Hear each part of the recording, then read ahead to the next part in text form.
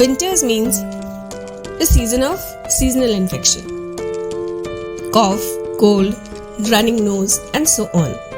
Today I am going to share a remedy with you all which I probably give to my kid at this season. Let's take a look. For making this remedy, we need 4 items: bay leaf, ginger,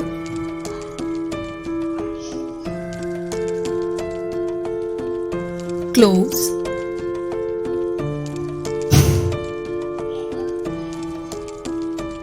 I am cutting this ginger in small pieces with its peel.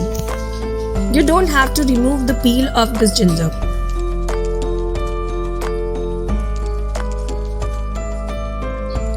Now add 2 glassful of water into this.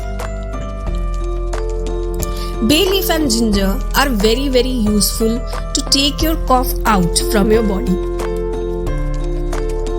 You have to keep your gas low and let it boil for 20 to 25 minutes.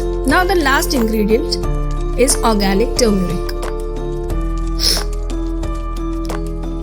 Let it boil for 20 to 25 minutes very well. Once done, you can shift this to any of the glass jar or anywhere you want to keep it. Now, the way I give to my kid,